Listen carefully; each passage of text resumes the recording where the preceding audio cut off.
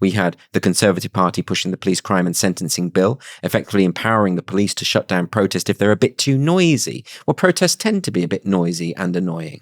They smuggled through some legislation at the last minute before the coronation to try and deal with potential protesters there. These are deeply authoritarian ideas as well. They introduced the Online Safety Act, which is another authoritarian act, another bill that I think would tick one of those boxes. Similarly, the Labour Party, scotching the Higher Education Freedom of Speech Act the night before Parliament goes into recess so they can avoid a debate on the subject. That too is authoritarian. The way in which there is clear evidence of some kind of collusion between the government and the judiciary when it comes to the extreme draconian sentencing of people during the riots in the summer. It's got nothing to do with the Prime Minister. It's meant to be separate from the judiciary. That going on is also deeply authoritarian. The fact that neither major political party in the UK has ever stood up and said, actually, we need to have a debate about these hate speech laws, which are encoded into the Public Order Act and the Communications Act. We need to get rid of them if we believe in a free society. No one's saying that. No politician is standing up and saying any of this. All of this is authoritarian. This is why I don't believe that any major party in the West is without its authoritarian elements. I think authoritarianism is like a weed that can emerge in any field and has to be pulled out.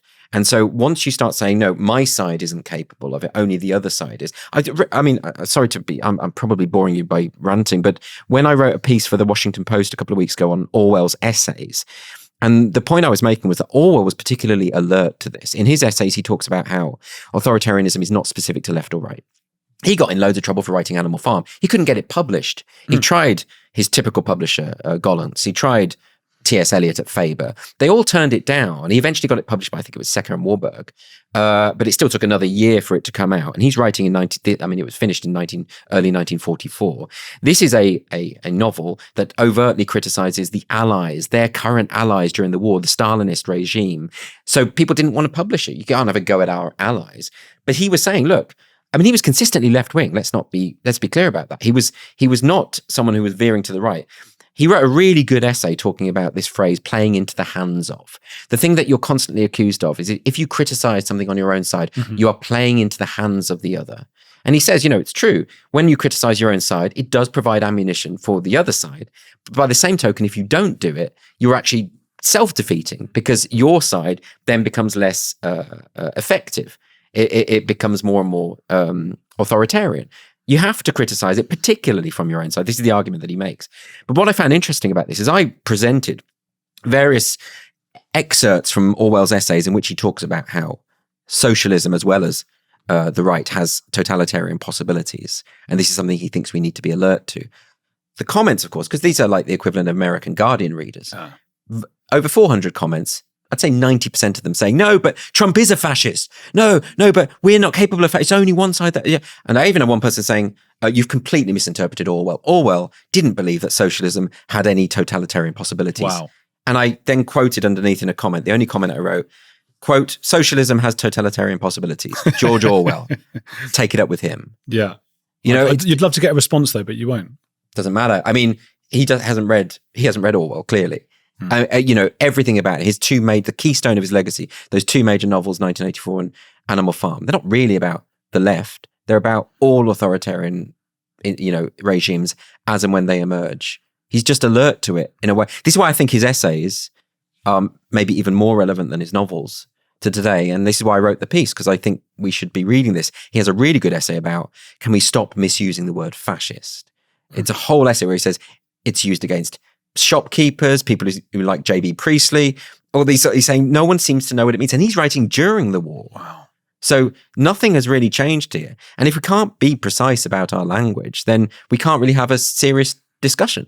That's really interesting to know that this debate about fascism was going on even back then. He compares it to it's just become the equivalent of something I don't like very much. That's what it seems to be today. Yeah. We haven't really progressed very far then, have we? Well, we've regressed in many respects. And he's a guy who fought fascists. Yeah. He fought in the Spanish Civil War. He got a bullet through the throat.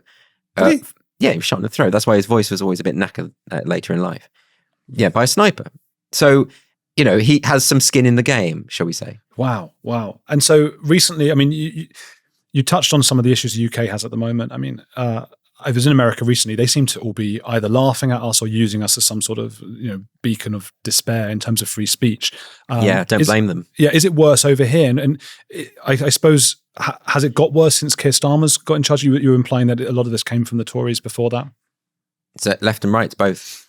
We don't have a First Amendment. We don't have a codified constitution. We desperately need one. Elements of the left in America are trying to amend their First Amendment so it doesn't cover certain forms of speech. That's the slippery slope you want to avoid. Quite desperately. People getting arrested here. I think it's absolutely horrific. So the draconian sentencing, where you've had judges explicitly saying, "I am giving you a particularly harsh sentence to set an example." They've said it multiple times. We've had people being advised by their legal team, just plead guilty because you'll be on remand indefinitely. So you have, and once of course you plead guilty, then the argument seems to be closed. And so I've written about this quite a lot on my Substack, and a number of comments I get are like, "Yeah, but they pled guilty. That's it. End of conversation." No, for a start, I mean, a lot of the people, and people like Lucy Connolly, people like Jordan Parler, these people who have put out tweets that are horrible. Like, I don't approve of the tweets at all. Ending up in prison for years. That's more scary to me than the tweets they posted. And I think in America, at least, you have what they call the Brandenburg test for incitement to violence, which is effectively, this goes back to a Supreme Court case, I think in the 1960s, where a KKK supporter was, I think he had his conviction quashed by the Supreme Court on the grounds that he hadn't incited violence. And so his name, I think, was Clarence Brandenburg. So we get this idea of the Brandenburg test. What it effectively means is some idiot posting a meme on Twitter or saying, "Why don't we go and smash up that hotel," or whatever, wouldn't meet the threshold for incitement to violence by the Brandenburg test, because it has to be, firstly, intended to stir up violence, likely to stir up violence, and that any violence that could ensue must be imminent.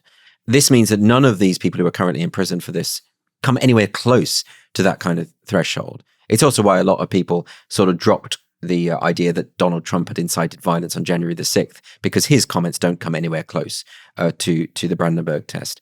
It's a good, solid test to have. I think one example that I give in my book on free speech is I sort of envisaged this scenario where a demagogue is in a time of heightened political tension, is standing in front of a mob, an adoring mob, and that he points to someone on the front row and says, "Kill them now." He's worked them up into a frenzy, and then the man is dead within minutes. That would fulfill the Brandenburg test. And I think what we desperately need here is for the law to be changed so that the Brandenburg test is implemented or something equivalent to it. And the counter argument to this is always, yes, but when these people say these horrible things, it leads to real world harm. No, it doesn't. And what's really interesting about that is we know it doesn't, because we've had decades of research into this. If you look at there's been 7 decades now of research into media effects theory. We know categorically that popular culture and the media that people consume does not influence real world behavior. Okay, what it can do, it can give a kind of imprimatur of approval to people already predisposed to act in a certain way. But what it doesn't do is direct in a kind of monkey see, monkey do effect, that someone reads something on social media and then goes out and performs an act on the basis of that. That doesn't happen, never happens, and no expert in this field would claim that it did. I actually had an argument on that same Radio 4 show they brought in this media effects expert who wanted to argue that we should censor online speech, by the way. And she was making the case that, but when pressed on it, she said, well, no, of course, there's no evidence of any causality. Oh. But she says what happens is she's in the realm of speculation and theory. I don't think speculation and theory should result in long draconian jail terms for anyone.